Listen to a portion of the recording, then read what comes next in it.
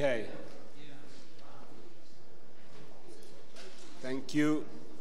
If you can just grab a chair.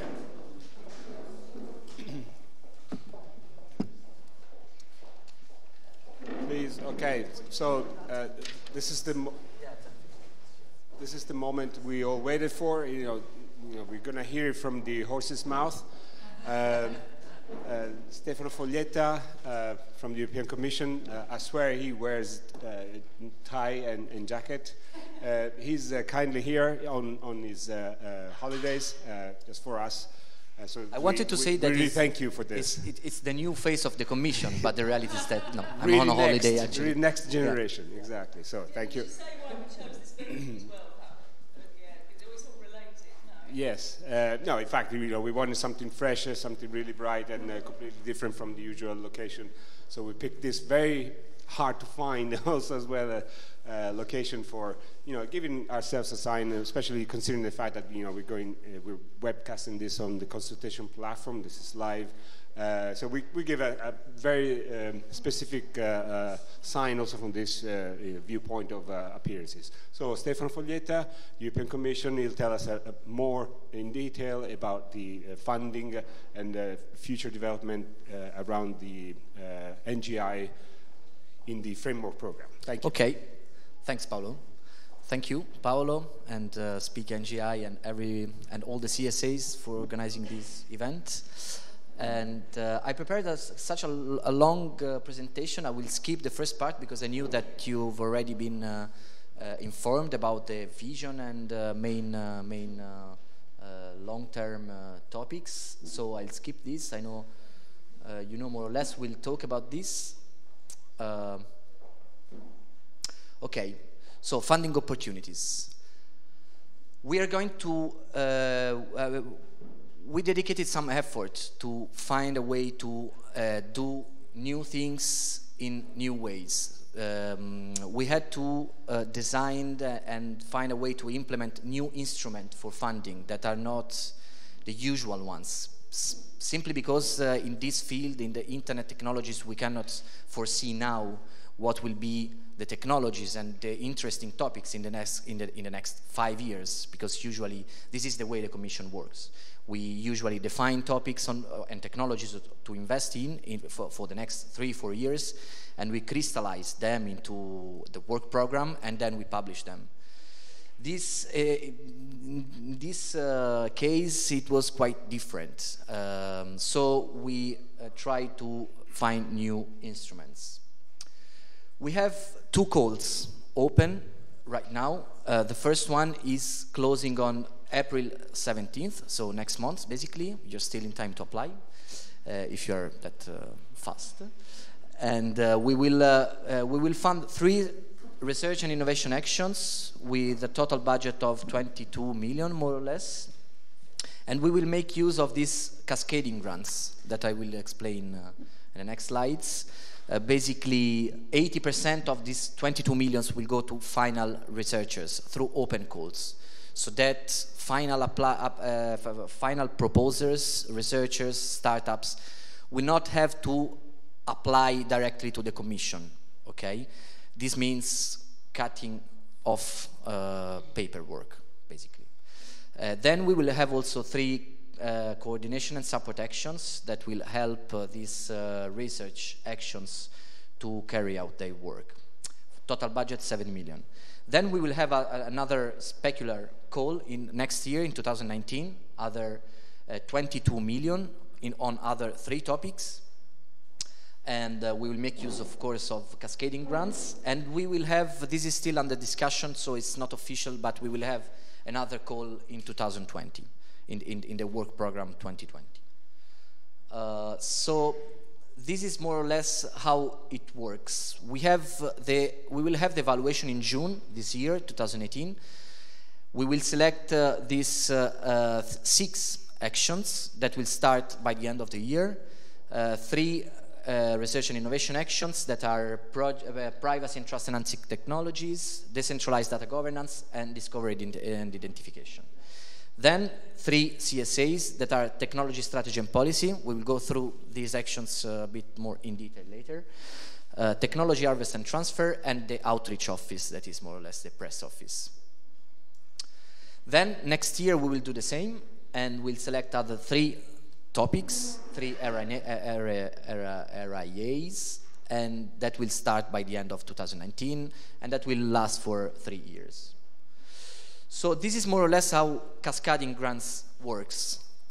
This is the research and innovation action. For example, privacy and trust enhancing technologies is just an example.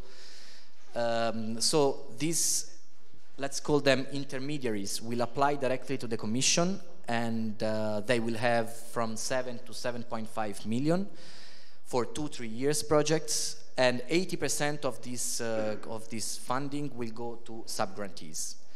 Obviously, this is, as all the research and innovation actions, they have to be pan-European. I mean, they have to have at least 3 different member states represented. And then this is how the cascading grants work. Okay, so basically the intermediaries, the research and innovation actions will open calls where they will call for researchers, for startups, for SMEs to apply with a specific project. So the role of the research and innovation action is to define a funding strategy, an investment strategy, and of course a technology strategy. Then they will have to organize the calls, deal with the calls, select proposers, and then of course after the selection there is the monitoring phase, mentoring, coaching, helping them with communication and similar things. So the sub-grantee will apply for 50 to 200K in research cycles that are made of 9 to 12 months, more or less. So basically, intermediaries will define priorities in their proposals. For example, for privacy and trust enhancing technologies, they will have to explain in their proposal what will be their line of investments. Of course, you cannot invest on everything that is related to privacy, so you have to narrow it a bit down and define which specific topics you want to invest in. They will launch open calls, and they will launch a series of parallel actions. Then the year after, these priorities could be adapted or not, or could be confirmed. Other applications, other proposers, other researchers will be selected. Also the same, of course, can be selected of the previous cycle, if the most promising one can be selected again, and then the same way, okay, for 3 years. Of course, there is this strategy and program logic that will have to be clear from the beginning. So the 3 topics we are going to call now. For this, I really encourage you to go to read the work program, where there are some more information on which are the objectives and the impact that we expect from these actions. So privacy and trust enhancing technologies, as you know, and as you have heard this morning, probably from the vision of NGI, one main component is trust. Trust is impacting seriously how European citizens and internet users interact with the internet. These have a very real impacts on the economy, on the European economy. I have a number. We had these reports from Eurostat where they showed, a serious one, where they showed that something like 77% of internet users in the last few years were kept by doing several certain internet activities, like interacting with online banking and interacting with social networking and things like that, because of fear of personal data being monitored and sold by the companies. So these have a real, impact, you know, on the e-commerce and on the economy. So everything that is related to enhancing trust in the way users interact with the internet technologies will be taken into account here. So sensors, objects, artificial intelligence algorithms, and similar things. Of course, personal data. Okay, so decentralized data governance is the second topic. Here the work program is quite clear, leveraging on distributed open hardware and software ecosystems based on blockchain, distributed ledger technology, open data, and peer-to-peer technologies. This is also a very important topic. We are going to invest in, again, most probably also next year, on these decentralized data governance concepts and technologies. And then there is the third one, that is discovery and identification technologies. Of course, here we don't want to create or to somehow to shape a new Google. This is not the objective, because we can't do that. But with this topic, we would like to invest in all the ideas that will take into account a more comprehensive set of information. So not only plan information that you can usually find on Google, but also services, objects, sensors, devices, data coming from IoT devices, and similar things. So these are the three main topics. Intermediaries will apply for this, and then open calls will be open to final researchers, startups, and SMEs. Then we'll have, of course, the three support actions. The first one, I wouldn't say the most important one, but of course one of the main ones. It's technology, strategy, and policy. Basically here they will help us to define which are the most interesting topics to invest in, which are the most important technologies, the key enabling technologies that we should invest in the next few years. So it will be the intellectuals per head of the next generation internet. And 3 years, 3 millions. Technology harvest and transfer, this is also very important, is to guarantee to final grantees, to final researchers, and to startups exploitation strategies. So a key thing here is to guarantee sustainability of the projects, because of course this is usually a problem of EC funded projects, sustainability. So we will have a full action dedicated to helping these projects to be sustainable after the funding period. So this action will start 6 months after the RNIs, so that at least the open calls will be launched, and they will have the occasion to help the projects. And 3 years, 2 million. Oops. And then there is the outreach office, which is kind of press office, we could say. The objective here is to have a unified, comprehensive strategy in terms of outreach.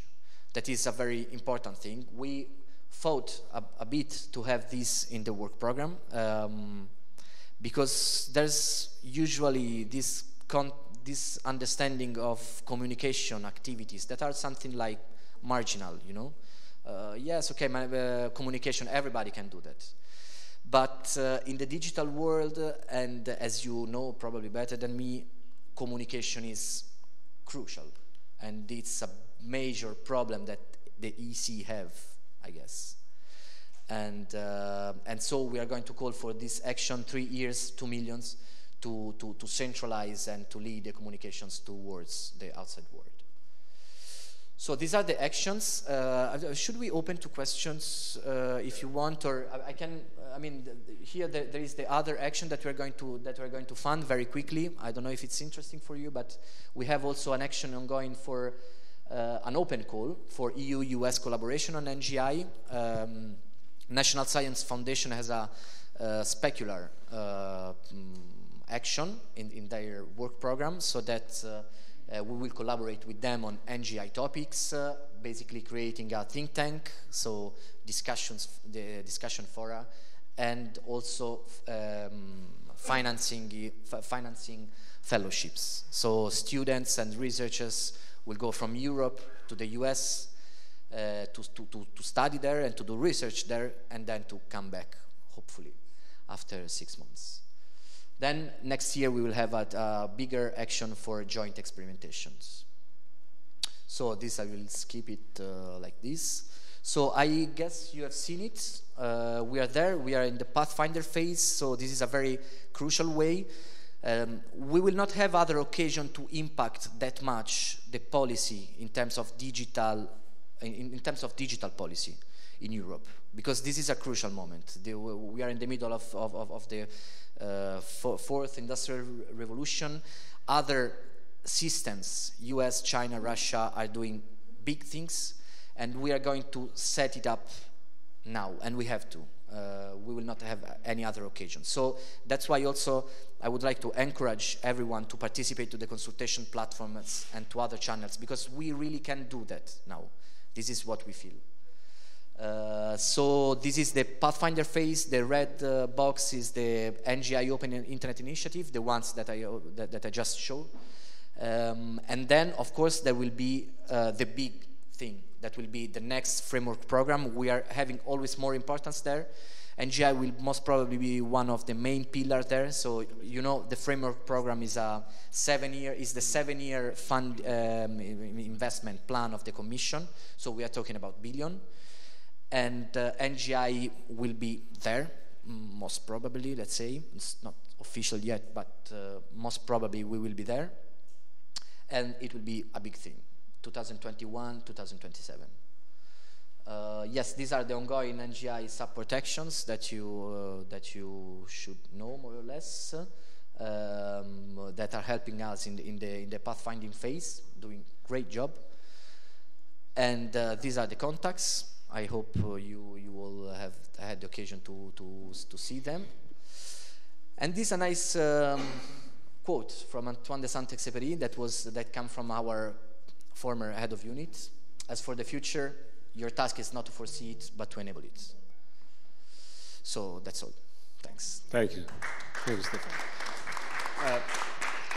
I know that you have to run, but really 5-10 minutes for questions. Before opening the floor to questions, we have two that we pre-selected also from many discussions that we had also coming from the consultation platform. You know, the first one is more about the what kind of organization is more likely to be an NGI player. You know, is that a startup, an SME, a large enterprise? This is a first question that.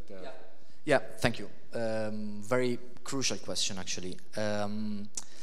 What we are trying to do and what we have to do is to really address not usual suspects. So we absolutely have to need to escape from big companies that always applies for easy funding. We really need to reach final researchers, people who really do actual research work. Okay, so SMEs, high-tech startups, researchers, also individuals. Okay. With a good idea, a good project in mind. This is the main target that we want to reach. Of course, it will be also important to have some big organizations for the intermediaries part, because there will be a need to manage a large amount of money. So also larger organizations, of course, are welcome.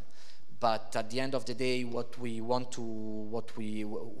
to reach is really the researcher and the startups and the ones that usually can't apply and can't reach the easy funding. Yeah, and then the second one, and then it's open floor for questions. You also touched upon it. It's about sustainability. Okay, what is the model there behind the NGI, an NGI sustainable business, or sustainability of business in NGI? Yeah, that's a 100 million question, I would say. I don't know. Of course, usual business models are the ones that works better. I would say. So this is the first option. Of course, alternative business models are more than welcome. I don't know exactly what do we mean with alternative business models, honestly, but it could be my fail. I mean, it's this is a keyword that always appear in discussions. Alternative business models. I don't really know which they are, but the concept is good. If we can find new business models that are outside personal data, advertising, and similar things, more than welcome. This is exactly what we are looking for. So I don't know what else to say on this, honestly. But yeah. Questions? On the floor? And then, Sure. Daniele Mirandi, CEO of Hopper. So, Stefano, let's fast forward to 2025, okay?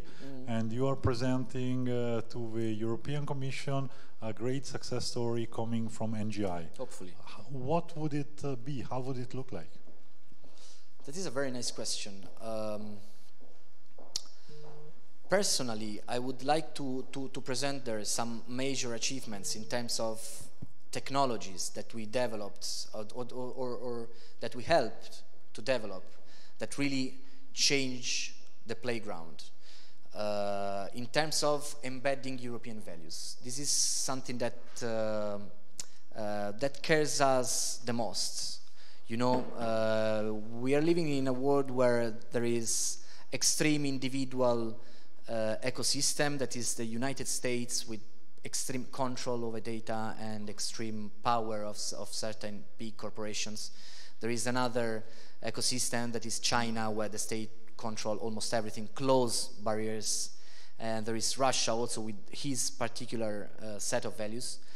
What would be nice to have in 2025 would be some technologies and some communities working on technologies, on platforms, on the internet, on an internet that is open, where you are free to speech, where you are where your privacy is conserved somehow, and so I would really like to have some success stories on European values implemented on the internet.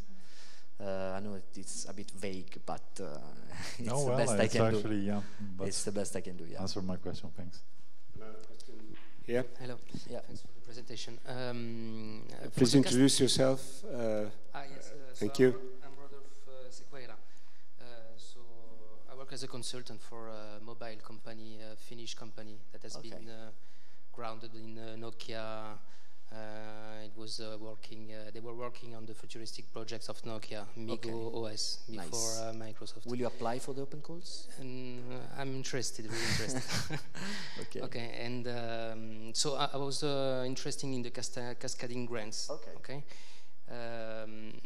So there were programs, and in that case, the company, the SME that want to apply for a project, it's an open call in that case, no? It's what, sorry? An open call. An open proposal, I mean. Yeah, of course. I mean, anyone can participate, of course. Is there a template to organize this proposal? Yeah, of course. If you go, the participant portal, I know it's not the best tool ever, but it will help you a lot in terms of creating the proposal. So there are basically 3 sections that are excellence, impact, and work plan or implementation, something. Yeah. But in that moment, so this is the submission to become a coordinator, no? Yes. So the cascading grant and yes, comes after, no? Yes. Okay. Sorry. Maybe I was not clear on that. So basically, intermediaries will apply directly to the calls, and then they will be selected by us, by the commission, and then once they start their work by the end of the year, more or less, they will open calls to select final projects. Okay, so the moment for the sub-grantees to apply, yeah. When it is the right moment? It's when the open call will open by the end of the year, more or less. By the end of the year, okay. Yeah. It will be indicated if you below the call of exactly. If you subscribe to the newsletter, if you go on the consultation platform, you will have all the information on this. We will promote open calls. This is where to see. Yes, it's one of the advantages of being part of the community. You know, you exactly. get push information to. Can I add something also to? We discussed this earlier. So the template that Stefano's describing is for the call for the 24-31. Okay, for the cascading grants, for those who then apply with this additional. It came after, so it comes after, and it's a very different template, and we can confirm it's probably it's much easier, isn't it? I misunderstood. I think this is what you were. Exactly. Who can't apply now, and with this, this very competitive but process. Is it possible to have a template before? Yeah, exactly. Right. So this way. Well, that is quite difficult, I guess, because the template. I mean, the selecting procedures have to be defined. Has to be defined by the applicants to the commission. So we still don't know how do they want to open the open calls and how do they want to run the evaluations of the projects. You know, this is exactly what they have to explain us. Okay, so this will be up to the coordinator to explain how they want to. Okay. Exactly. Yeah. Okay, so we have to wait. That's conclusion. Pretty much. Yeah. Okay, thanks. Any more questions? Like that? Yeah. Okay, Stefano, this one's coming from the Consultation platform. What is the expected TRL level results from the cascading funded sub-projects? And also, is it expected that these projects will produce results that are close to the market, or can basic research and innovation be funded through this mechanism? Okay, thanks. That's a very good question. Yes, it's technology readiness level. Yeah, and we don't have a precise and exact requirement for that. What is sure? I mean, in our feeling is that results have to be clear and have to be tangible. So I would say a high TRL actually.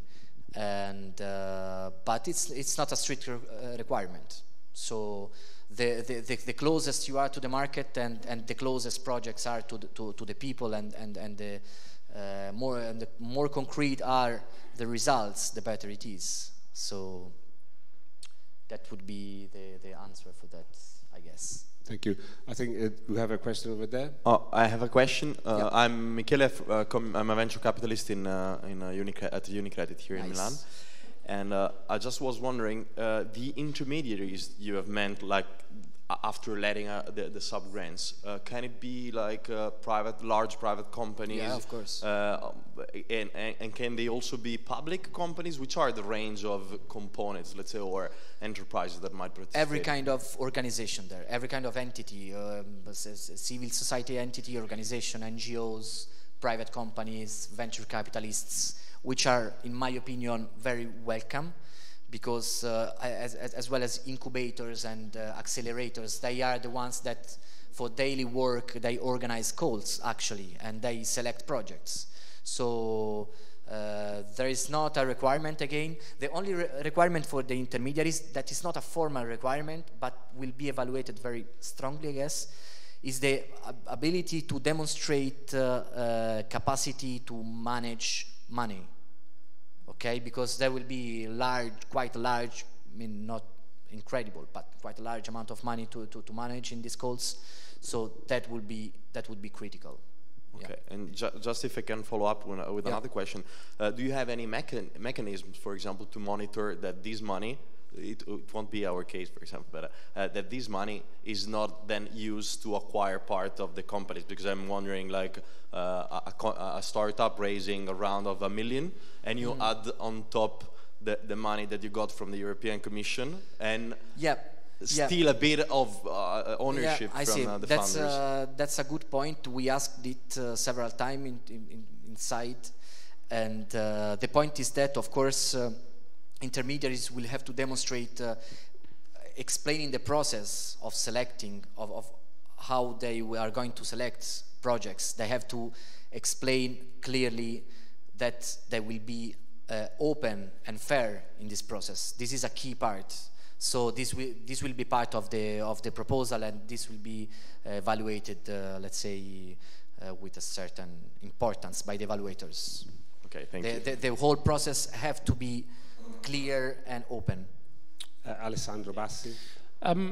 I have a hard time to understand the concept, the logic of this 24. You're giving, let's say, me 7 million, so then I can distribute 5.5 million. Yeah. So why don't you distribute 7 million first of all? So why do you need an intermediary that basically organize a call for you? Yeah. One part. The second part is, if I do open calls in a normal project, it's because I develop some technology, and I would like somebody to test it, and of course, you know, I pay for this testing. Do you really think, I mean, that 50,000 euro are a leverage and are enabling, I mean, as you say with Saint-Exupéry, the future? Do you think that such a tiny amount of money, I mean, can change something? Yeah, good points, thanks. For the first question, I guess that, of course, we could distribute monies ourselves, by our own, but the point is that the Commission has some procedures that are very rigid and not flexible at all, and we ended up with always seeing the usual ones that are the most expertised in applying to easy funding. So this is the cascading grant is exactly designed for this, to avoid commissions, paperwork that always encourage usual suspects, and to reach final researchers and startups that can't apply to easy funding. So this was, I mean, maybe it's not perfect, it's, but it's a way, you know, it's a way that we found inside the rules, or incredible set of rules of the Commission, to try to avoid to have always the same suspects on board. So this for the first one. And for the second one, yes, I agree that it's not a large amount of money, but it could also be, of course, 50 to 200k is for one research cycle. Inside one action, we will have 3 research cycles, because there will be 3 years. So most promising ideas and projects could be refunded in next rounds. So, okay, we will not reach a million of funding, but we will give, I guess, enough money to startups and to researchers to carry on their projects. We will see if it is enough. I don't know. I actually have the same doubt that you have, but we will have eventually opportunity to adjust this kind of funding. Yeah, it's a funding scheme, and that's going to be tested. There are 2 more questions, and then let's see. I don't know, because we need to close. Stefan has to go. Please. More than a question is a comment. Well, yeah, I'm a technical leader of Softfire, a project that has gone through 3 open calls. We found almost 40 small projects, or 3 months. What I found is that running an open call, it's a lot of burden on the project, and you have also to identify some processes in order to be fair. So we had to have external reviewers, we had to have a judge and jury, and a lot of also of the advertising for attracting new companies to that. So it was a lot of work, repeated for 3 times over 24 months. And we were not paid for that. We were paying for the platform to build. But actually, we also had another problem, not only to advertise and to choose, but then also to judge the results.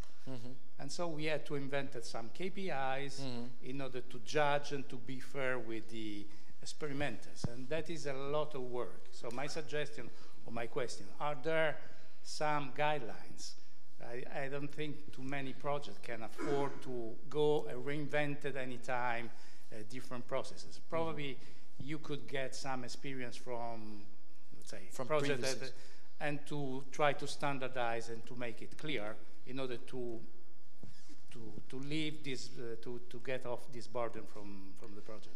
Yeah, I absolutely agree with this, and it's true. There are not guidelines for the moment, and we designing the call and also briefing the evaluators. We are making use of previous experiences like Fireware and other experiences, but this is an issue. I mean, running these intermediaries, it's something that is very costly in terms of effort. We perfectly understand that.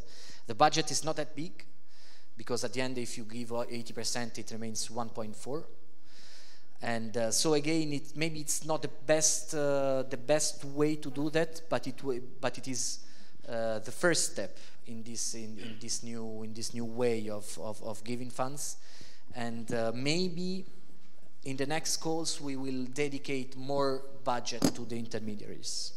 Not in this 2018, probably in the next ones, because this was an issue that was clear to everybody, basically. Thank you both. Last question. I'm Andrea Claudi. I'm here as for ADI and Eurodoc as a young researcher, early stage researcher representative. I have two questions, sorry. One loaded one and a cynical one. Let's start with the first. Do you think, as a young researcher and early stage researcher organization, ADI and Eurodoc, both for Italian and for European researcher, we can help you in reaching out real researcher for NGI? Absolutely. And how can we do that? What can we do for help you? And the second question, the cynical one. You talked about you really like to propose something in the end of the project, at the end of the project, some technology which really embed European values. But there is a real space for European values between American values and Russian and Chinese one. Do you really believe we have some space or some means to, how can I say, promote our values? Okay, thanks. Nice questions. For the first one, of course, we absolutely need exactly this kind of organizations and this kind of entities to reach researchers. This is exactly what we have to do. So how can you do that? You can drop me an email, and you can participate to the consultation platform, and we will make sure that you will be engaged. And what I wanted to say, yes, or otherwise you can participate to the call. You can be part of the consortia that are the intermediaries, no? So you can try to do some matchmaking. Again, if you send me an email, I can try to forward it to interested parties, and you can be part of the consortia, of course. And I hope that there will be always more space for this kind of organizations inside NGI. This is our goal, actually. And the second point was, sorry, the European values. Yes, I'm totally convinced that, that there is space for us to shape this next generation internet and to take part into this process. I just read a few days ago an interesting article on Limes, where they were explaining how is the EU positioned in the international scene, and we are positioned very well. We don't have this perception somehow. I don't know why exactly, but as a system, as a unified system, we are at the same level of US and a bit above China, in terms of economical power, in terms of defense, in terms of military power, in terms of distribution of. So, yes, we really have the opportunity to be there. The question would be maybe a bit more philosophical, if we can have one internet within this scheme where we have that different values. That would be the question. in my opinion. I have some doubts. Maybe this will be the last years of well, we have it now. A unique internet. Maybe in 2025 we will have 4 internets. I don't know. Who knows? Thank you. Right. Thank you, Stefano. Thank you all for your questions. Please applause for Stefano for coming here and taking your time. Thanks.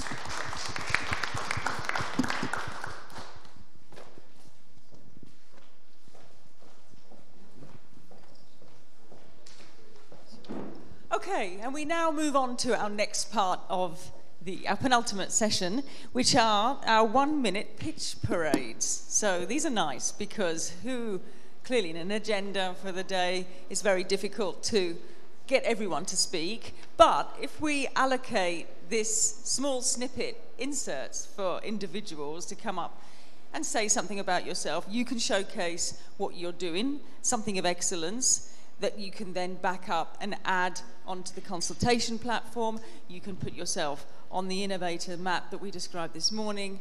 And I'd like to thank 4 of you who have come in at the last minute, so we do thank you for your flexibility. And I think there are 7 of you, so I'm going to call you up, and you can sit up on our high chairs, and one on a puff. The tallest one can sit on the puff, and that would be Alessandro Bassi. Actually, let's do this. Every time someone comes up, a round of applause. So a round of applause for Alessandro, yes. Next we have Christian de la Ringua. Is that terrible pronunciation? Yes. Sorry? Wow, Larinaga. Christian de la Rinaga. A round of applause. Then we have Roberto Minerva. Where are you, Roberto? Here he is. Marta Argnani. Then a round of applause for Marta. Rinan Denishian and Wim Vanderbroek. Hello, thank you. And last but not least, we have Chiara Carrozza. Where are you? Chiara, come on up. Okay, so we call them 1-minute pitches. It's probably a bit impossible, clearly. And we have a bit of time, so, I will give you more than 1 minute. Try and make your intervention as dynamic and interesting as possible. And you can do a little dance, if you like, as well. No, well, you can. You can do whatever you like. So, first up, we have Alessandro. You're opening the dance for us.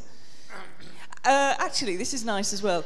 Can you also include something personal that's maybe not related, but very human? Very human. Hello again, by the way. I have to say I'm a little bit embarrassed because I don't know exactly what to pitch, because I would have 3 or 4 or 5 pitches. I thought about having some envelopes and having you pick which pitch I'm supposed to do, but today I'm here for IoT Italy, so I will pitch, for my organization, As I was telling you earlier before, IoT Italy is an organization that basically puts together, all the actors in Italy about Internet of Things, and would like to make basically a system in Italy so that one of the vision, big corporation or big groups, may think about Italy as a good place where to invest for research centers and innovation centers in Internet of Things. Not something like this Apple scam in Naples, but really, if Cisco or whoever, plans to have a research center in IoT, we'll think about Italy and not Berlin, or together with Berlin, together with Amsterdam, together with Barcelona and Singapore and Tokyo and so on and so forth. Clearly, for associations like that, the more members, the better. The strength of the association is also the number of the members, that are associated. It's like having a fax. If I'm the only one in the world having a fax, I'm totally useless. If there are 2 people having a fax, we can talk to each other, but it doesn't really matter. If there is like 10,000 million people having fax, we can make a network.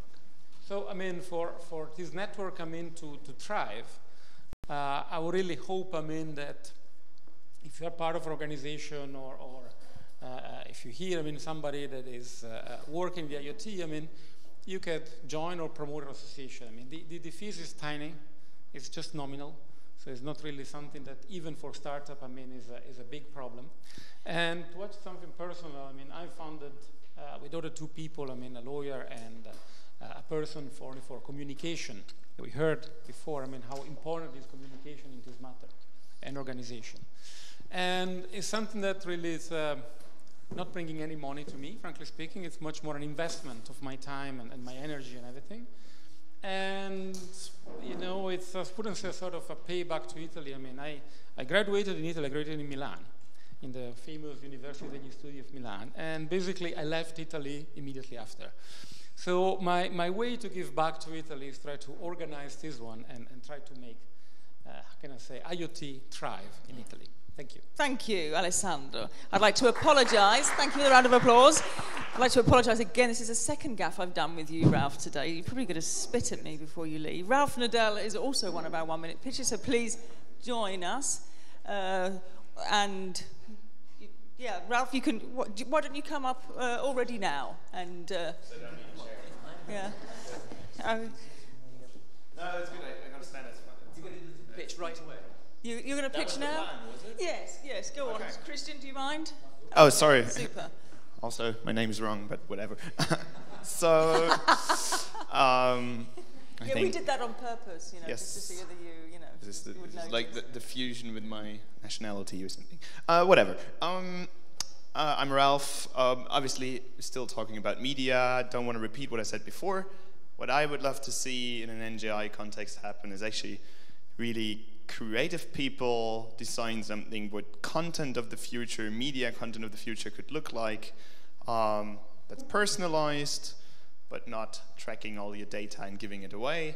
Having a really different user experience, user engagement between content producers and the end users without just uploading to YouTube.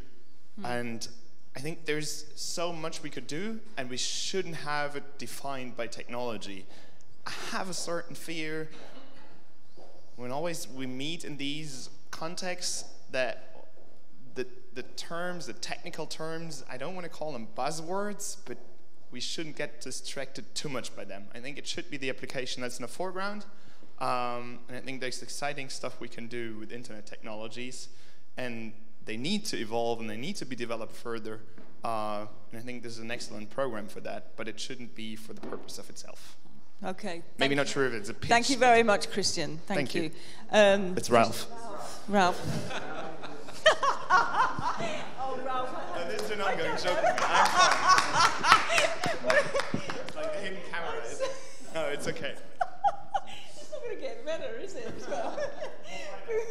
Right, Christian, you're up. Here you are. You have the. I can be Ralph. Thank you, Ralph. Well, I haven't really come here to do a pitch as such, but I came here to learn and find out what this connection is between the European Union and next generation internet, I suppose, and how this can be, how the European Union side of things might be able to help leverage what's already going on out there. In some similar way to Ralph, I'm also. I'd also look at this as a success if, in a few years' time, you don't need to go to one of the big social media or search engines or whatever in order to go and get the information or contribute to information that that the technologies are in place, but more importantly, the infrastructures are in place for people to self-serve and to implement for themselves in a much more controlled and useful way. At the moment, I think the big complaint people coming out with, Tim Berners-Lee amongst them, is that the architecture of certainly the application side of the internet, the web particularly, has allowed very large entities to come in and actually suck up not just the data, but actually suck up the ability to manage and control and organize one's own life online. That is an enormous problem, because it means innovation on the applications of the web is essentially dying. It's in the hands of very, very few. Now, the question is whether the NGI projects as such can help stimulate a range of new infrastructures that will allow that to change. And I think it will take infrastructures. I think it's going to take a lot of application infrastructures to be built. And some will work and some will fail. Some will be based on technologies that will work, and some will be based on technologies that will probably ultimately fail. Now, whether you think that AI or blockchain or whatever is the way forward, these are essentially gambles at the moment, but you can work on them. And it's going to take a period of time to see how the internet's going to develop. That's basically where I am. Thanks. Perfect. Thank you, Christian. Round of applause. Next up, Marta, please. Very briefly. So I will start, I think, with the, well, it's a bit improvised, but I will start with the personal thing that is why I called what I do Futuribile, curating futures, so as it's my personal consulting work. And first of all, because Futuribile is an Italian word and it's kind of impronounceable if you're English mother tongue. And you know, we tend to be excluded. People who are not English mother tongue, they kind of, in this international event, they could be somehow underplayed. There is some sort of linguistic dominance that is, of course, for practical reasons, but you know, sometimes it can also exclude very good speakers who simply don't have a super PowerPoint or a super English pronunciation. So Futuribile, it's because of my background in philosophy. It means something that could happen in the future if certain conditions are met. So stay with me. It seems it simply means that we have to work. It's better to work on the conditions, on creating the conditions today instead of, you know, depicting a potential and not very realistic future if you want to change the future. So the point about the linguistic factor is let's try not to, you know, be just another ivory tower in technology with NGI.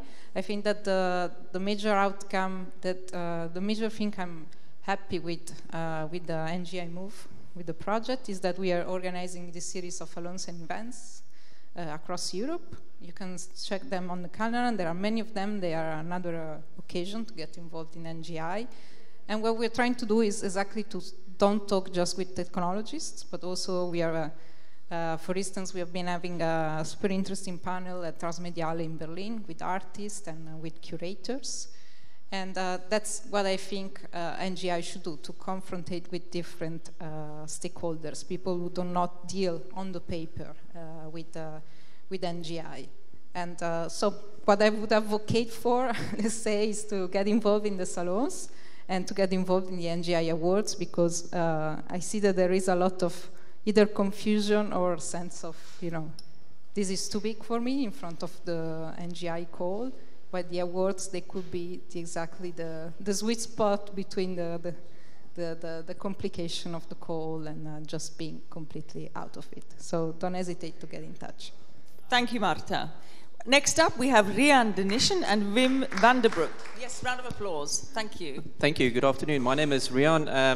My colleague Wim is over there, but he won't be joining me up here. So I represent Green IT Globe, or GeekTech for short. Before I kick off, maybe it's a good thing to just say something personal about myself. So I'm also a pilot, and the aviation industry has obviously also gone through a major transformation as we are seeing things changing in the internet.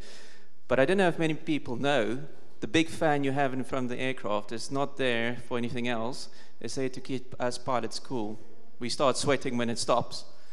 So let me kick off straight away. So I've made a few notes actually today. It's been a rather interesting day for me today as well, because I think there's many things that I've heard today that perhaps we're also trying to attempt to address as a small startup.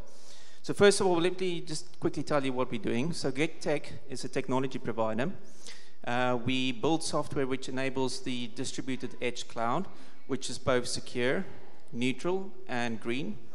Our primary focus is in distributed stateless compute, as well as the blockchain, which enables smart contracts to be created, which allows you to sell and buy computing capacity, storage capacity, and also connectivity capacity on this distributed cloud grid. Now, what we're doing today is we're building what is probably the first distributed cloud grid anywhere. And the software that we build is open source. which means we've actually built it from the ground up, which means it's green. The reason it's green is because we don't spend any unnecessary compute cycles that spends power. We don't have to deploy it in large hyperscale data centers, as an example, which, as many of you know, probably has a problem with scalability and has a large carbon footprint. In addition, we talked about GDPR.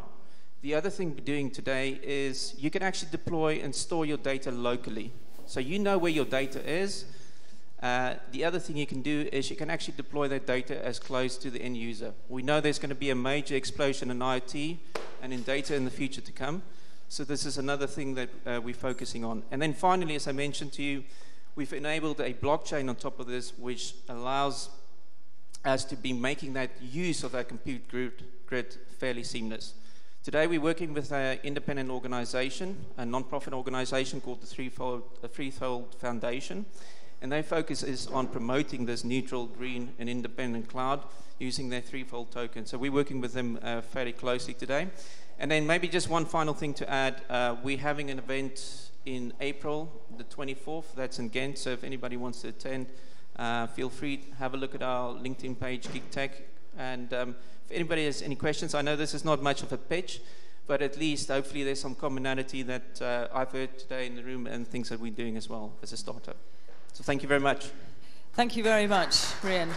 And I think with that, you can obviously, your next step is to put some of these thoughts on the consultation platform, get yourself seen on the Innovator map. You know, everyone in here, when you walk out of this door, you had better be on this map. I'm going to check every single one of you.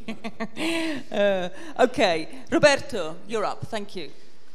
Very quickly, last two presentations. 1 minute. So, two things that I want to share with you. One, the need of softwareization and to support softwareization. So software is becoming a fundamental technology for doing business and for doing things. Europe doesn't have real strong companies, just one, SAP, while in other parts of the world... People would argue with that. Well, I don't think so. But in case, who is developing software? Who is selling software is American, Chinese, but not Europe. Okay? So we need to cover the gap. The second point is we have been talking about identity. And probably we have to think in the large about identity. Then that means also the cultural heritage that we bring in. And if you try to apply softwareization to cultural heritage, that means that our culture can be shared, can be exploited, and can be promoted. And you can also create on top of software cultural heritage, and you can improve, and you can advertise Europe, and you can attract people. So what I'm working on in this period is softwareization of the network and cultural heritage softwareization. Very nice. Thank you. Thank you, Roberto. Round of applause. And our last up, Chiara Carrozza. Hi. Good afternoon, everybody. It will be like 30 seconds intervention because I'm one of the people that jumped in at the last second. So I haven't really prepared anything sophisticated about for this.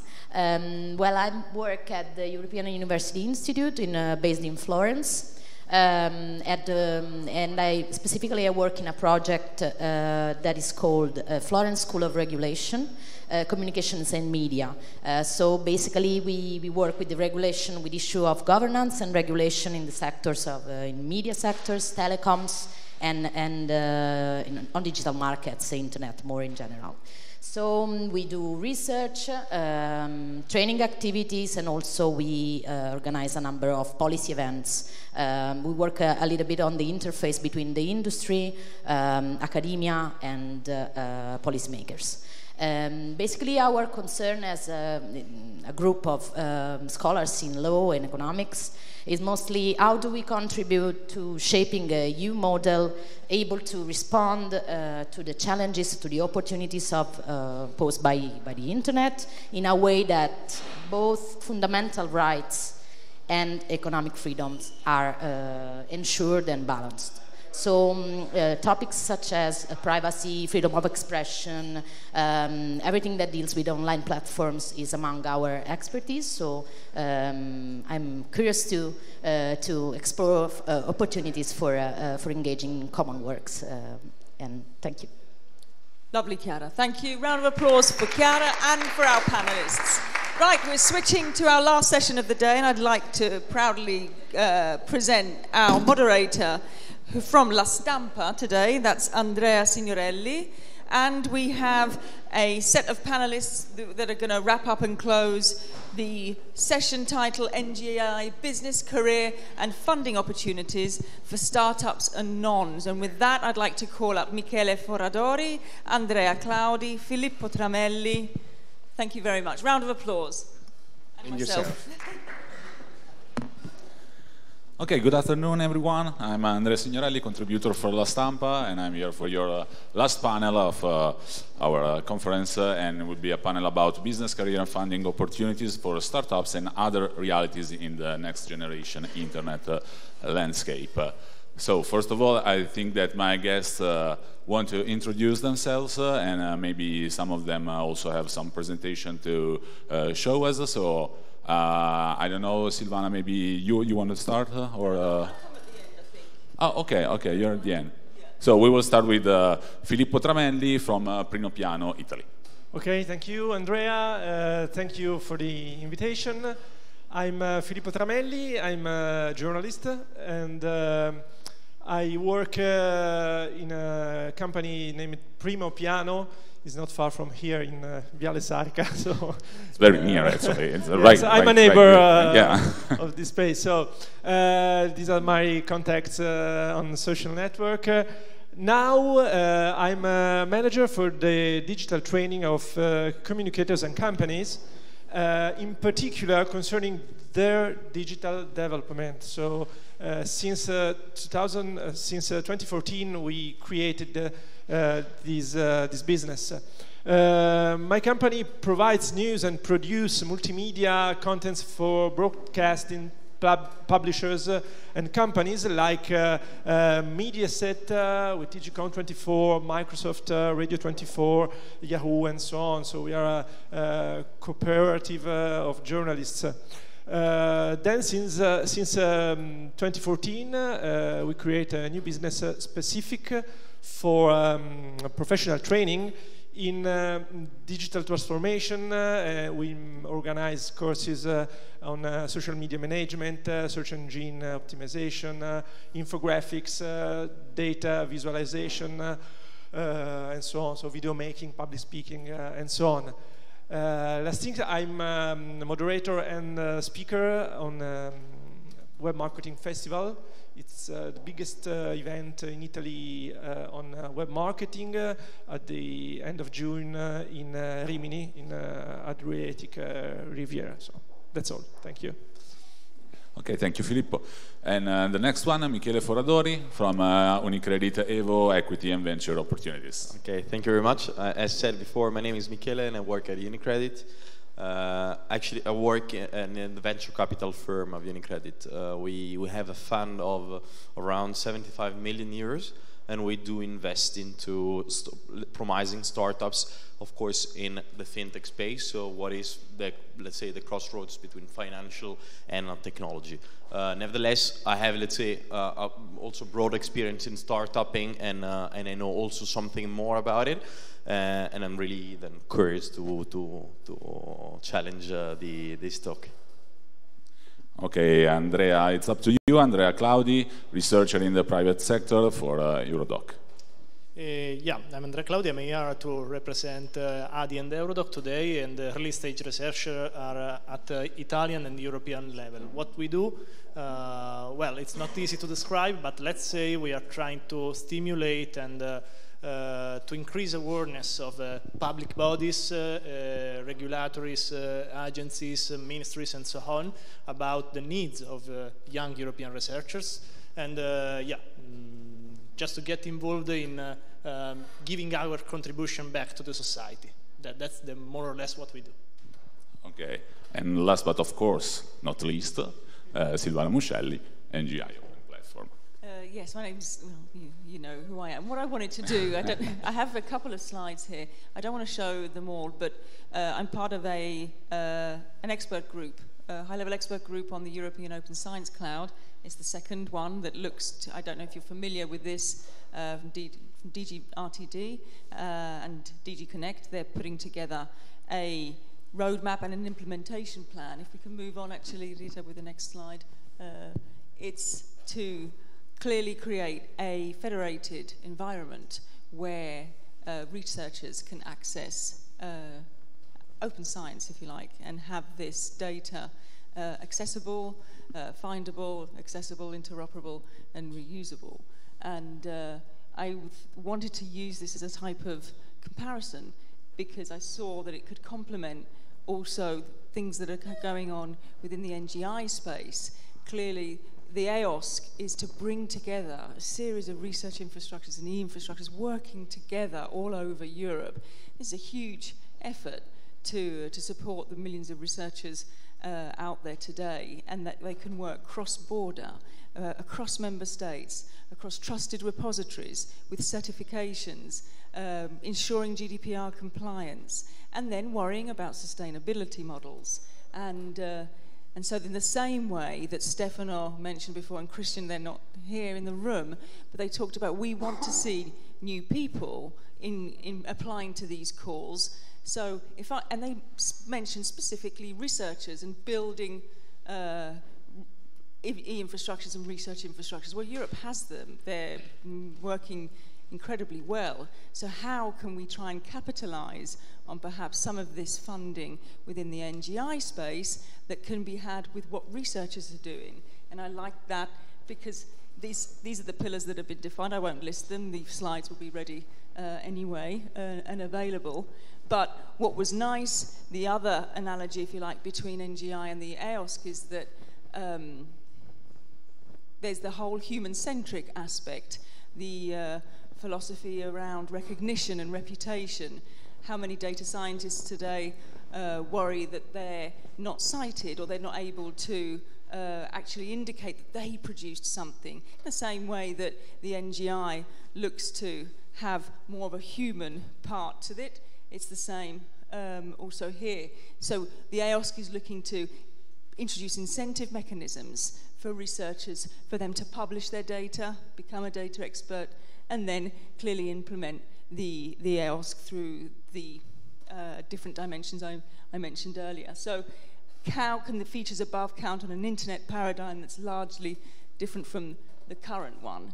And then I just listed a few features here.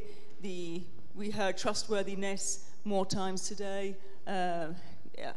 being within a democratic infrastructure, etc.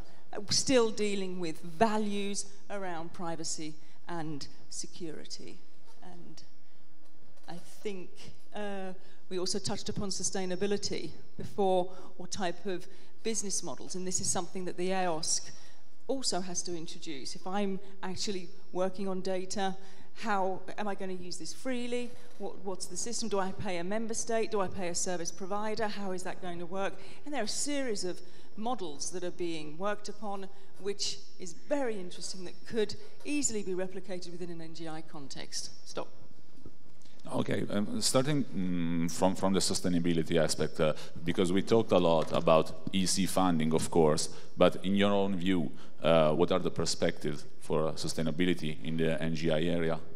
Well, I think from an EOSC perspective, and the whole idea around business models, and when you're dealing with external service providers or member states or different types of funding, models that are floating around are credit coins or voucher schemes. We've heard about the cascading grant model, but the idea perhaps in the future is that some money could be transferred rather than a cascading grant, could be spent as a model, as a cloud coin or vouchers. This has already been tested in the US with the National Health Institute, and it's already being there are different models already being done in Europe around procurement models. Okay, so which isn't just the simple cut. This is the Commission outsourcing a bunch of money, but it's actually being outsourced in a particular way. And this is where also you have to consider private companies as well, who also want access to research data, because we're talking about research data for EOS. But then what role should they play? Should pay a fee as well, for example. So this is all coming out, and it's important to address. Yeah, of course, I'm talking about private companies and financial institutions. We have our own Michele Foradori from UniCredit. So what do you think are the practical frameworks that can financial institutions suggest for NGI startups, small and medium enterprise, private companies? But starting from the first point is that there is no framework structured around NGI. It's pretty a new call, a new project. And I believe there is no framework, at least from my experience in UniCredit, there is no framework, specific financial framework for, let's say, following up to calls, to European calls. What is there for sure, that it's not structured anyhow, but what is there is traditional financing schemes that are, of course, quite interesting for SMEs and for, let's say, research centers, for large enterprises. A bit less for startups because it's more difficult to evaluate the merit of credit often of startups, and especially when you get like data-driven companies, it's also the internal skills of the bank, for example, assessing the merit of credit, it's maybe not sufficient enough to understand that the capex and all the investment that needs to be done into a company is may have a return in 5 to 6 years, let's say. So for sure there is traditional financing schemes. From my experience at UniCredit, we also, let's say, have three other opportunities. One, it's a UniCredit Start Lab, that it's a support, of course, dedicated to startups. And it's a sort of very similar to acceleration program, but the plus is that we can give a big network to the company, so putting them in contact with the corporates, let's say pushing for internationalization, and so on and so forth, mentoring from top corporates that are in the, let's say, client pool of the group. While instead where I'm working also can be, let's say, perceived as a sort of channel that can complement EU funding. It's basically the venture capital firm of the group. Of course, we have a limited scope for fintech, but what I've found, let's say, in my experience, is that all the three, let's say, key technologies that have been named before, from artificial intelligence to DLT, to privacy and, let's say, mechanisms to enhance privacies, are also somehow it's funny, but there are also the sort of the key priorities and the main technologies that are under our, let's say, scope and our analysis. So a lot of companies working in the financial sector, let's say a lot of startup and fintechs, are interested in provide the new services for privacy and allow the customers, let's say the banking customer in this case, to have the full control over their data, as well as, let's say, we have witnessed to, let's say, DLT, interesting proposal DLT companies like Filecoin.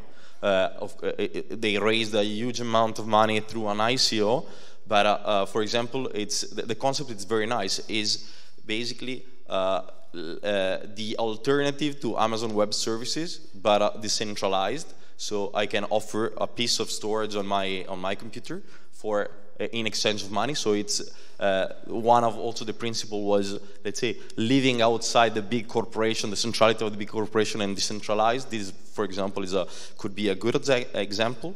And also in artificial intelligence, there are plenty. Really, I suppose now all companies that we see have, let's say, an engine for artificial intelligence. One, of course, that it's developed for specifically for financial purposes.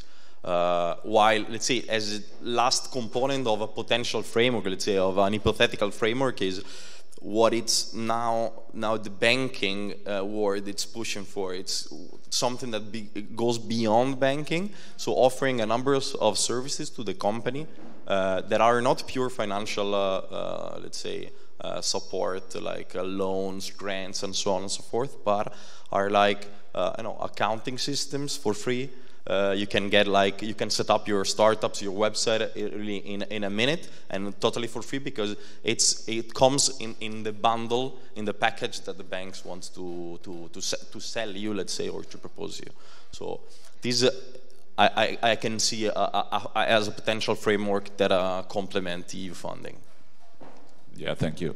We talked a lot about funding, we talked a lot about venture capitalism and the other way to help these startups with their projects. But Filippo, from your point of view, what career opportunities are in this landscape, NGI, new technology? There are a lot of opportunities. So we can't imagine 10 years ago, 15 years ago, that today a social media manager or a web analyst or a web marketing specialist could be professions. So yeah, I have the slide if you can. Thank you. So today is the same. We face with NGI, and now we don't know well how it could be in 10 years or 15 years. So I think we can create today what could be in the next time. So I think the professional we can create for sure could be based on data.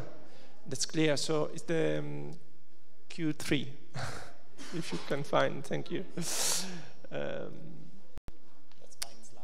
slide. No problem. This is for this morning.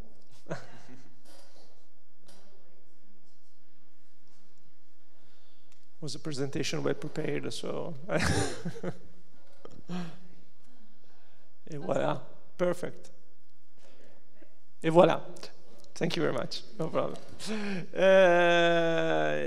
Yes, this is what I say. So 10 years ago, social media manager, we can't imagine could be a profession. For example, in my sector, the journalism,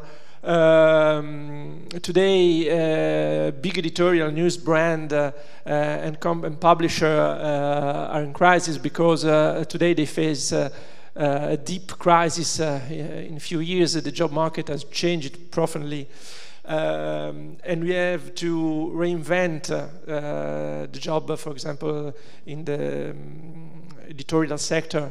Today, people who want to work in the sector of communication and the media in general must possess new digital skills, and it's not longer enough to write well. So we need skills like knowledge about search engine optimization, social media management, and also to know the platforms where we have to publish. So it's not easy. What is with NGI, new career and opportunities will arise that we cannot even imagine today. And data are the gold mine of today and will be even more so in the future. So now and from now are becoming essentials. These skills are linked with the cloud specialists, data scientists, AI engineers, blockchain, DPO, the data protection officers, virtual reality, cybersecurity, developers of machine learnings, and also chatbot developers and so on. But be careful because I think the core of the new technologies is and must be the people, and technologies are only a mean to improve people's lives and not an end to themselves. So our society needs people who care and apply ethics in the management of the relationship between man and the machine. And we need also digital cultural mediators. I believe in it. So between the digital culture and society, between the company and the outside world. So they will spread like evangelizer the NG world where is most needed. And I think today we need this kind of profession, not only technical professions, but also cultural professions. So thank you. Okay, thank you, Filippo. Andrea, you are a researcher from the private sector, so you are in the perfect space to tell us something about how do we go from research and innovation to business, and how we combine EC funding with other traditional banking support. Okay, let me start from the quote you do, Silvana, about Tim Berners-Lee. No, the web started in that time as a mean to quickly access and to make it available to other people knowledge, actually. And well, I think that somehow things pretty screwed up with the years. Because right now, what I can see is scientific works, for example, just to talk about research and scientific work, behind paid walls. Behind paywalls like Springer and Elsevier ones, for example, but a lot of other companies are doing the same. And so research works that are obtained with public money are actually made close for the private profit. And this make doing good science even more difficult, because you cannot access the mean to do good science. You know, maybe not all are familiar with the scientific process, but what happens is that you need to read a lot before to start to think about new ideas and then implementing it and working on it. So if you cannot read scientific work, your innovation process is hampered, severely hampered. So I think that the European Open Science Cloud is really the way to go. It's really something that we can work on to make a better science for all. This is very, very important, because having a science that I think that Eurodoc and HADI also are really interested in being a stakeholder of that, for example, because we are, as a young researcher, that's something it's what we do, exactly. So that's the first thing I want to say. Yeah, the second one is the role of the universities in all this kind of world. As I said, I think that there's a lot of opportunities, work opportunities also for young researchers in that. We need to understand the internet, and of course some of us really understand it really good from the technical point of view. We need a better understanding from the social point of view, I think. We need a very good how can I say, understanding of the social levers behind the internet, who controls some processes, who owns some data, who owns our data, and all of that. And most important of all, we don't need to make this knowledge close in a ivory tower. This needs to be spread as much as possible to the society as a whole.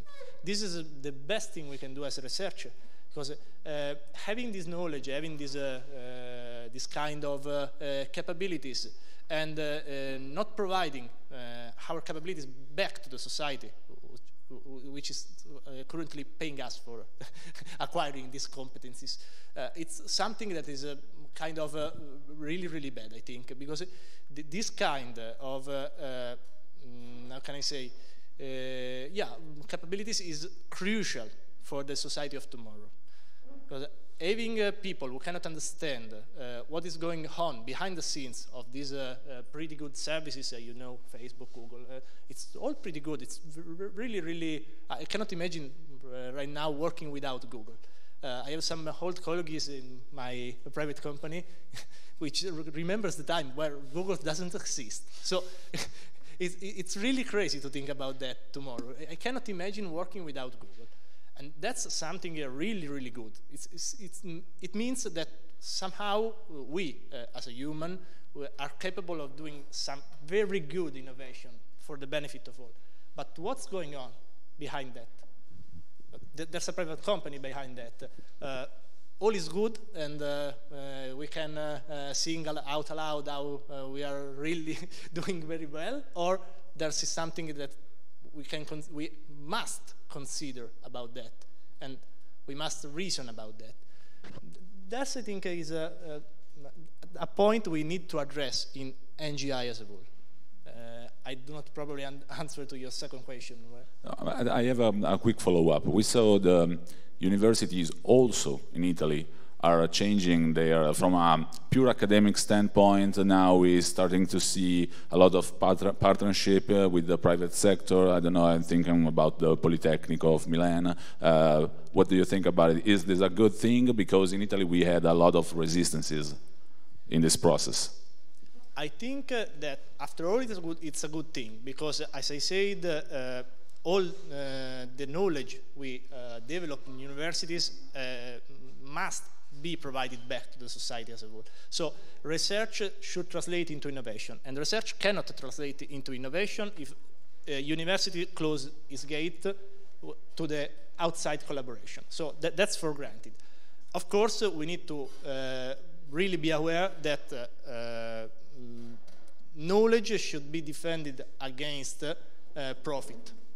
So if for profit is taking over all the business of all the universities, I think it's a very bad thing, because development and research will be guided by short or medium-term goals, which is the typical goals of business companies.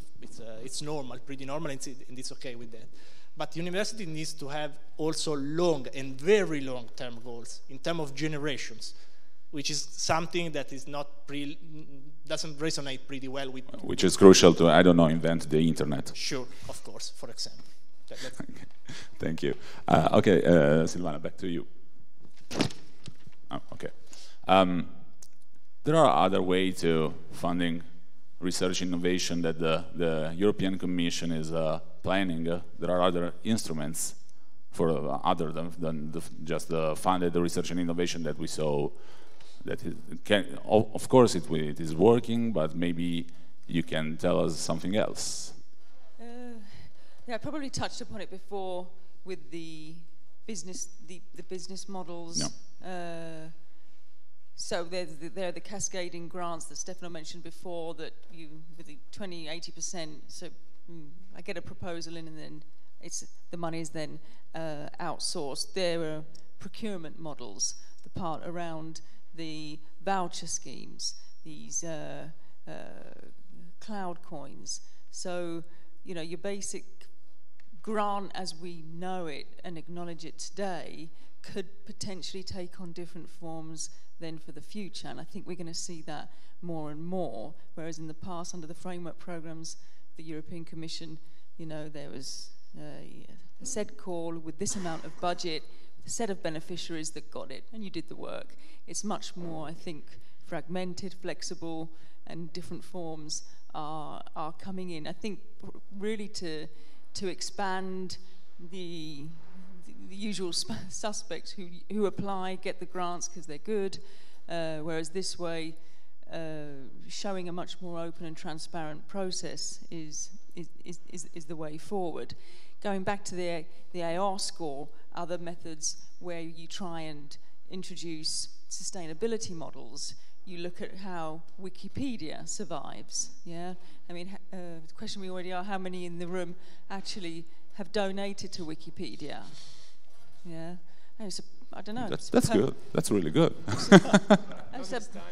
It's a perfect solution. Or you have institutional members, or fora, or foundations, or associations, or alliances that are basically community-led fora, that they have organizational members, and they might have institutional members. It could be the EC, people in the US, where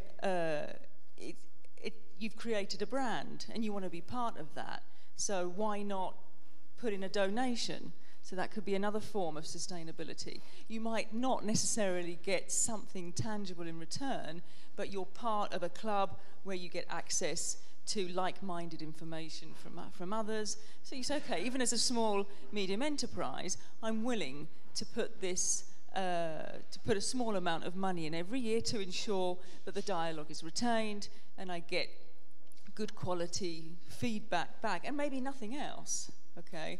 But that's also a reality. I don't know if anyone from the audience have other ideas in terms of, you know, solid sustainability models, which are clearly the most difficult feature to pull out of your hat to retain something that's perhaps had commission funding in the past and that just hopes to go forward, not just on goodwill. Anybody? I have a question here. Maybe it's not a question, it's probably a thought. Before it was noted, and correctly I would say, that 50 to 200k euros, it's not enough for a funding opportunity, let's say, especially if I'm thinking to start up. Of course, I speak for my, let's say, domain of interest and also professional. It's not enough because especially deep tech companies raise, I'm not joking, but billions of euros in their later stage. In their, let's say, beginning stage seed, they can reach 5 million. And so I don't see how these 200k could, let's say, make a difference for these startups, especially no, it is a lot of money, of course, but a startup with that, let's say, expenditure in technology might last, I don't know, a couple of months with those money, because of course professionals that arise, like data scientists, are becoming more and more expensive. If you think, I was checking this morning, is the 8th most paid job worldwide, data science. So there's a need of way more money. And another point, especially if you target startups, is not just this, let's say, an amount of money, one shot that helps the startup. It's possibly also to follow up with, I don't know, grants or or loans with really competitive, let's say, tax or rates. This is something that could help as a debt form, of course, not as a capital form. This is something, in my opinion, could help very much, especially the startup niche that the NGI targets. Yeah, Michele, also machine learning engineers are very well paid, and there are a lot of these new jobs that are really, really important, and they are a scarce resource, I don't know. But do you think that this new but still unknown profession that will be generated with these new technologies developing, this new profession will be generated at the universities or somewhere else? From my experience, from what I saw, it depends from country to country. And I've seen, for example, UK. Okay, let's just one step back. The 3 main hubs for innovation in the startup in Europe are now Paris, Berlin and London. Especially in London, there is a strong culture, and in England, a strong culture, also at university to, let's say, feed the young students with data, with let's say, computer science, especially focused on data, as they probably saw a bit before than continental Europe this opportunity. So if we think about UK, a lot of talents are coming from the universities. When instead I look in Italy, I'm really happy to see, and sometimes I have encountered great talents coming, for example, from Italy, but they come from their own experience, like entrepreneurial experience. They come from, let's say, their passion. They just hackers, or they are, you know, let's call it nerd. They are not, because, but really competent people that learn not on the job or by themselves. So it's a bit different if you pick a country. And why is that, in your view?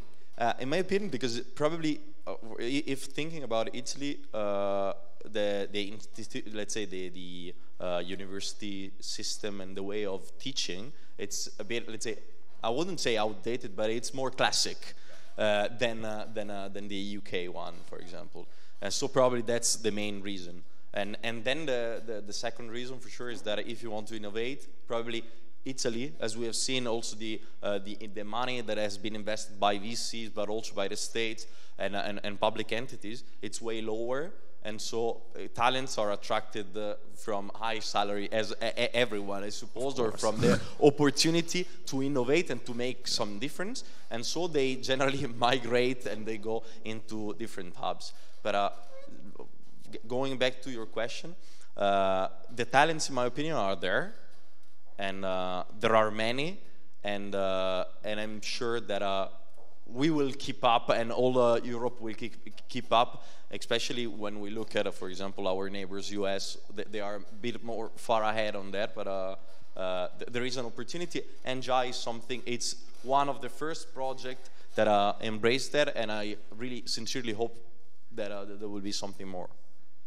Okay, thank you. Still talking about jobs, Filippo, what are, in your view, the career opportunities in the NGI landscape? I completely agree with you, because I found, I'm not against university, but I found university like too bureaucratic system. So it's difficult to innovate, also to find the right teacher who can teach these things. So it would be advisable for university to prepare and train these professional figures, but the change, I think, is too fast, and the university are struggling to change their educational programs in such a short time. So university is a big center, is a big structures, and it's difficult to follow the stream. So. In my opinion, there are two ways. So the first way is learn by yourself. We have tools, we have instruments on the web. All you can find, you can be a developer, only find the tutorial on the web. So the problem is to have an idea, to have a good idea, and then to make this idea a reality. So the second way is learn in specialized training centers. For example, in Italy, we have in Milan, Tallinn Garden is a co-working, and they open other co-working in all Europe, or like Primo Piano. Then we are specialized for example, in instruments for communication. So two ways, learn by yourself and specialized center. Also in university, but I found university can follow the stream, and they are quite behind this. But the important is explore, first things, make mistakes, learn from our mistakes, and do better, and match our creative brain with our logic brain. And to answer to your second question, so what are career opportunities generated by NGI? So now we have the blockchain, we have IoT, we have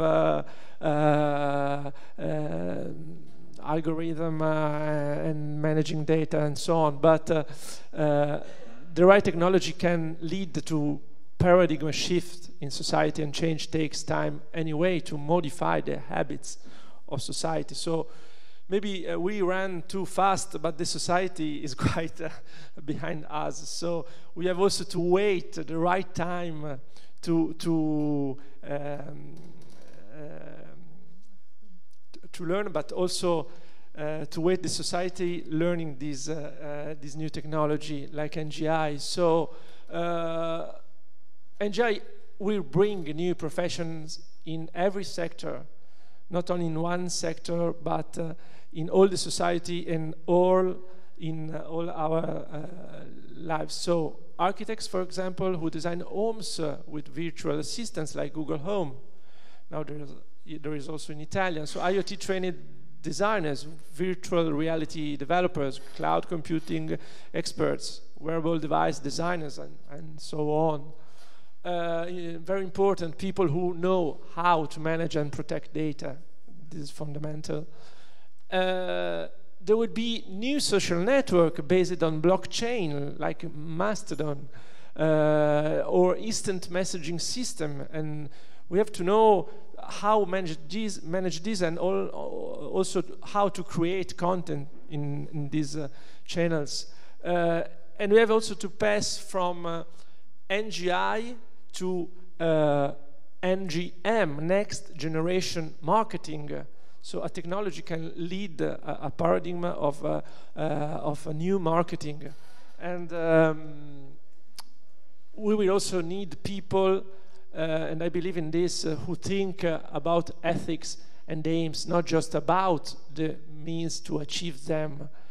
I think also philosophers or psychologists who analyze and study the man-machine relationship. So we have to be part active in this process, not only so because the technology is not enough if we do not want to live in a dystopian future like a Black Mirror, for example. So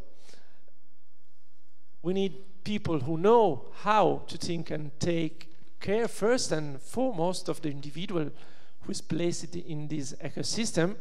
And we have to remember that our goal is to create value for people. So internet for humans, not the internet for other things. And we have to think things that are unthinkable today, and we have to think also new things. Okay, thank you. Do we have a question? Well, a couple of questions actually. One is related to education. I hope it's only my experience, but you don't know how difficult it is to find out an European PhD candidates in many universities. A lot of people are coming from extra-Europe countries. So probably the European students will find better jobs. They don't want to specialize in engineering. Maybe they go in financing, I hope. That is happening in US. There is also a racial question. In US, many people are moving from California to Denver, the white people, and they work in financial, while black people are in the East Coast. But okay, that is one thing. So one question is also related. How can we maintain an European generation of engineers? And that is a first question, if that makes sense, okay? The second question is, we are talking about how many new jobs will be generated. We should also consider how many jobs will be lost because of the automation. And then maybe to make a balance, since we are talking about the value of the European culture. Okay, maybe Andrea, do you want to answer that? Yeah, about PhD candidates and researchers and engineers as a whole, I think that this, the biggest problem here is about public fundings to universities and to research sector.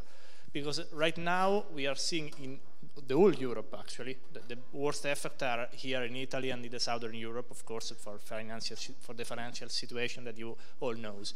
But all Europe is cutting on research expenditure, excluding some biggest country like Germany and France and so on.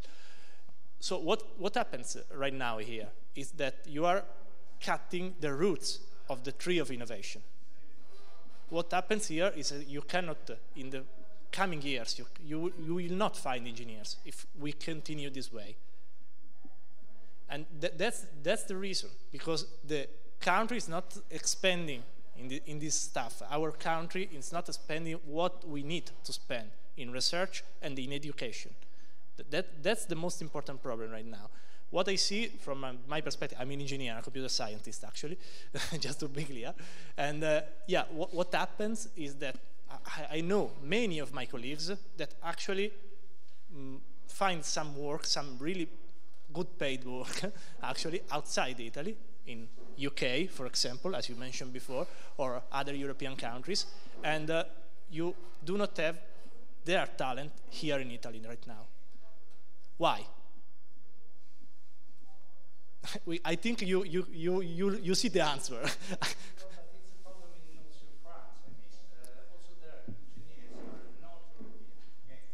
Sure, sure. It's a good thing, but it's a matter of fact. So we are providing high-level education to people that are not native. This is good and this is bad. These people could leave and could go back to their countries. That's fine, but there is an issue in many European countries. In Italy, it's clear what is happening. Okay? Yeah. There is no research, essentially. Okay, let's put it blunt. Okay. In other countries, they have another problem. That is, who is making the next generation of researchers? And many comes from Eastern-European countries. And again, this is a question: is it a good thing or a bad thing, or should we worry about that or not? I understand your point. I would not be so much worried about that, given that these people are in a field, like the research field, which is the most open of the entire society. They are embedded with our values because they need to know our values to, how can I say, to collaborate with each other. Research and science is collaboration. What I see here is, to bring back to your problem, is that probably we are hampering collaboration with the last scheme of research fundings and with, yeah, I do not want to turn the debate into research policy debate. Sorry about that, but yeah. What I see is that we are enforcing some research policy that are somewhat hampering collaboration, and that is really bad because these policies are isolating researchers, and you cannot find at the end people who are who understand the needs of the society. That's my point. Given that, I think that the real problem here is that if you do not get the correct amount of funding, I do not want to sell you the idea that you have to spend pharaonic amount of money on research. You need to find a good balance on that to not waste funding actually.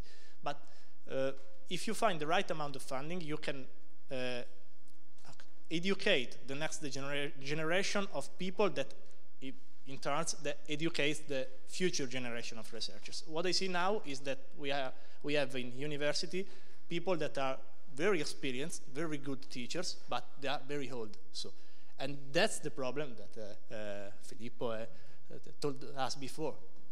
We are not maintaining the pace of the society. The universities are left behind.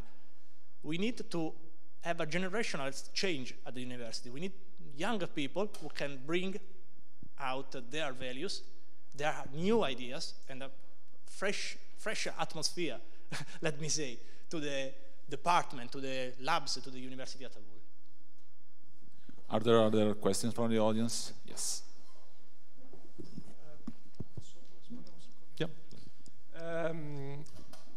I think it's a cultural problem, okay?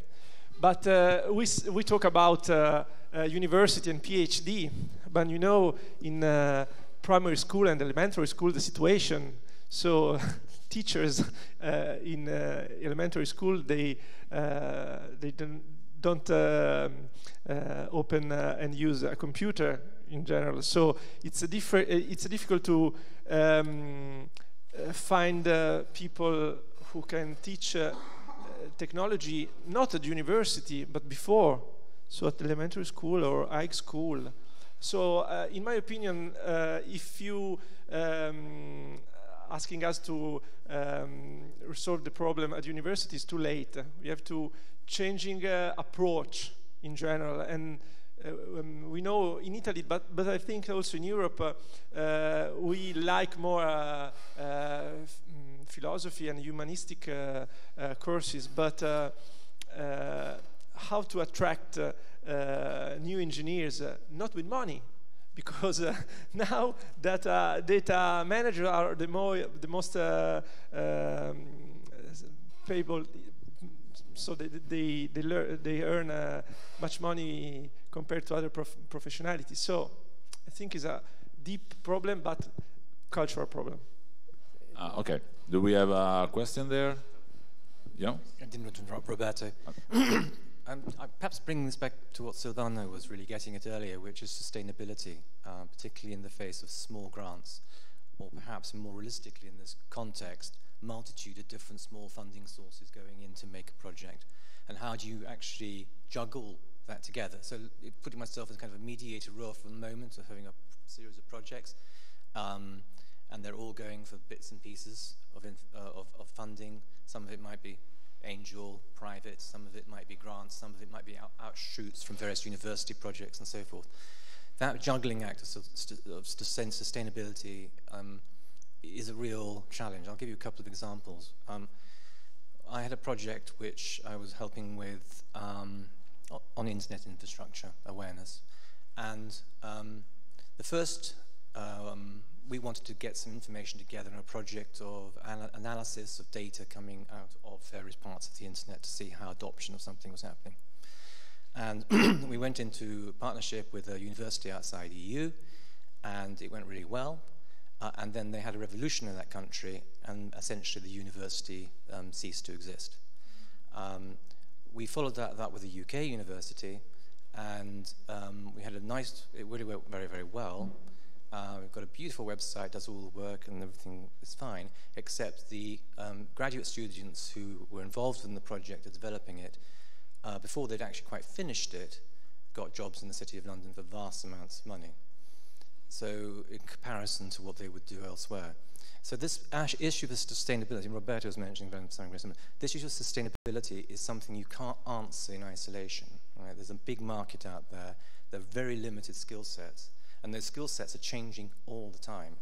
So those people who are, perhaps very good Web 2 engineers, well, now today don't have the blockchain training, or don't understand directed cyclical graphs sufficiently to run IPFS or something applications. So there's a whole new generation of infrastructural technologies coming out, which the people are not going to be trained in, and continually going to have to be updated. And I see in my own career, I've had to learn maybe 4 different generations of technologies as a minimum. And you have to really self-learn. I think where universities in places like Italy and South Europe could really get a leg up is actually look at that side of the market.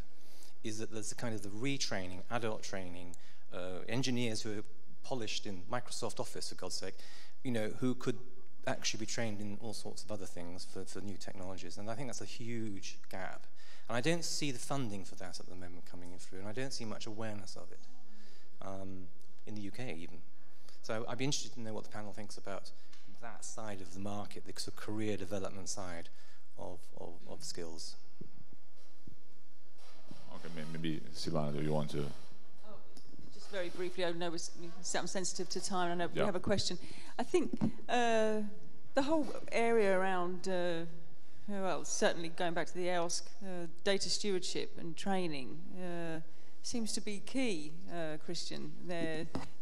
There's the element of education seems, and to evolve those skill set. If I take an example of myself, a small SME, there are certain profiles who help you develop data management policies. This is another area, new area of development. And an academic said, okay, I'll give you a course. And I said, okay, so can I as a company then have a stamp saying that, I'm data, I have these data management policies and I'm compliant? He said, well, yeah. So, I'm looking into that. So that's something I'm sure we're going to do today. So that, and I'm a small potato of a company, I always call myself that. But clearly, we're not sitting there and I'm looking out there to see who can teach us these new skills. I don't know whether I've answered your question, but I think the point of training is out there, and there are facilities available. If you open your eyes, that you can access that, in my opinion. Just to add to this, I feel like we have the tool now in our society, at least for myself, still from personal experience. If I want to learn how to use a content management system, I get like videos on YouTube, I get everything, and I can really create my profession without even going to the university. I'm pretty sure about that. And what the university gives you, probably it's a forma mentis or a way to study, to approach certain subjects, so on and so forth. But the tools are there. Probably when we go into a data-driven society, I've seen, for example, FCA, the Financial Conduct Authority in UK, it's giving huge data sets anonymized to companies and say, use it and develop your tech. Probably it's that is missing now to, let's say, private people. It's to access to large data sets and then work on these data sets, improve their algos and really develop a specific competence on this data. And then to touch base again on the research, probably in the academy, also the research is a bit outdated as it is done now. I've seen, for example, if we pick projects that are not so, let's say, are not innovative anymore, but we touched Wikipedia before, that's distributed research. If we pick, Ethereum, it's made by a bunch of people, and how they, let's say, overcome the money aspects. Basically, they've created a crypto coin that now it's listed, let's say, and they can earn out of it, of course. Then there is a million of question marks around cryptocurrencies and so on and so forth. But they have invented somehow a way to finance their research and their platform. And Wikipedia is doing this in a completely different way with a different business model. So probably research has to, let's say, not be anymore centralized at the university or in R&D factories within a company like, for example, UniCredit, but should be probably be decentralized and regroup all the people that really care about that and they want to make their job out of it. And maybe universities can, again, focus on general culture, I don't know, less specialized, I don't know. I think we have to close the panel, yeah, right? We don't have, do we have time for our last question? Okay, great. Could be quick. May I? Okay. Sorry, I'm between you and your flight. I'm not between you and lunch. So, but it's just one point, reflecting a bit on the debate so far. The questions that are posed in the NGI are more multidisciplinary, right? And yet, once you get beyond the postgraduate level, so the doctoral studies and the postdocs and the professorships and so on, the university channels you into a specific discipline, right? And if you want promotion, you better publish in this journal and this journal and this journal, which focus on a given discipline. Now, that's where the barrier comes, I think, between for training and research at universities, that they're pushed on one hand into focusing on given disciplines, but the research problems that we're facing in the world are actually multidisciplinary. And we're not encouraged much to do that. Now, you talk about young researchers coming along, breathing new life into institutes, maybe coming along with these ideas.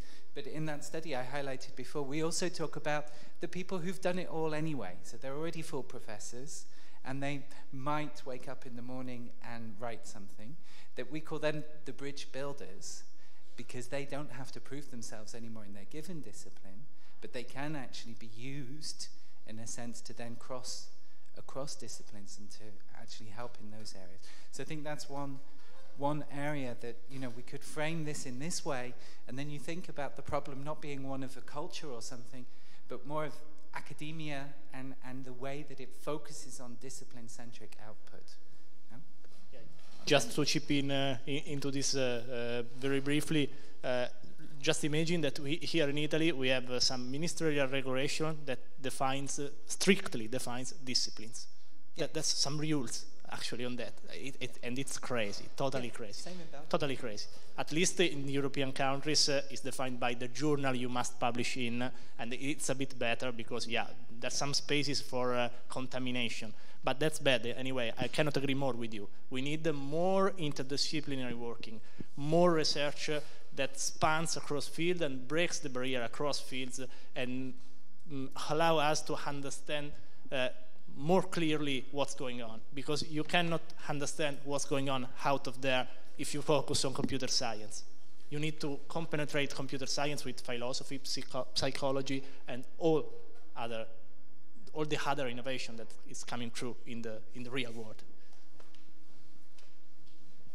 Last question, last one. Because... Thanks. It's more of a follow-up to what Silvana said on question number 4. Is the EC planning for other instruments?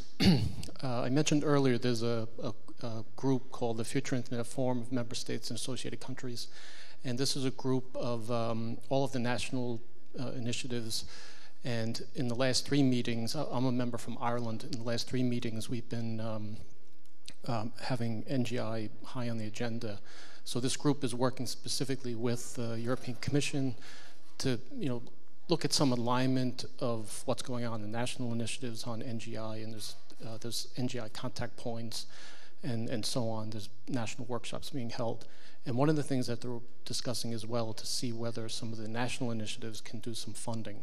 So like Science Foundation Ireland is a large funder in Ireland, and they have centers of excellence which are doing NGI type subjects. So some of the ideas would be that some of maybe these cascading funders projects could get some funding later on in the national scene.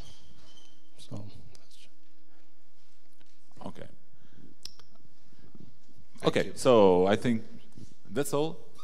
Do you want to? Okay. Okay, some closing remarks. Okay, so that was our last panel. So thank you very much, and thank you, of course, to our guests. Maybe thank you, Andrea. An applause for them. Thank you. Silvana, back to you. Thank you very much, Andrea. Paolo, do you want to say Yes, something? just one thing. You have on your chairs, you've seen this report. It's a nice piece of report, really hot out of press. It's from NL Net, and Gardner is the final report from the NGI study. So it's only 50 pages, and it's worth reading because it tells you more or less where money will be going in the future from the Commission. Silvana, over to you for your concluding remarks. Yes. Thanks. So thank you all to our speakers, our moderators, all of you in the audience who stayed all day and given lively inputs. Just to conclude on a final note, we'll pull out some key words from the day and features to come up with a wrap-up that's not too long, but the main takeaways. How many of you have actually inserted your data on the map? Oh, wow, fantastic, congratulations. And we expect also contributions from on the consultation platform too. So human-centric, I'd like to give a special thanks to Stefano, our technician, who's up there, who worked super web streaming for us. It worked perfectly, and so that's great to know. Behind the scenes, lots of people were involved in this, so I'm going to name them all. So, well, no, I'm not going to be able to name them all, I'll forget them. But Patricia, Sara, Paolo, Holly, Rita, Stephanie, Jim, Paul, all working very, very heavily in the background to make today the day it was, so thank you very much. Our caterers, I think the risotto was worth the wait, wasn't it? Yeah. And I think with that, our last point, Margherita did have an announcement for us to make, so I'm going to pass I'm going to give you the floor to just tell us about the forum. Okay. Thank you. I'm Margherita Facca from Martel Innovate, and I'm here just to tell you how to join the Next Generation Internet initiative. How to join it? First of all, visiting the website. On the website, we have all the news about the NGID initiative, and We have also the link from the other website linked to the initiative, like the NGI Awards and the NGI consultation. So the NGI initiative is a growing community, so be part of it. Visiting also the NGI map. If you have an organization related to the NGI initiative, please register on it. And go to the consultation website and join it. On the website, you can find also all the open call information open in this moment. Visit the NGI Award website, and remember, for the middle of September, for the 13th, there is a new event for the community, the NGI Forum 2018 in Porto. On the website, you can find all the information.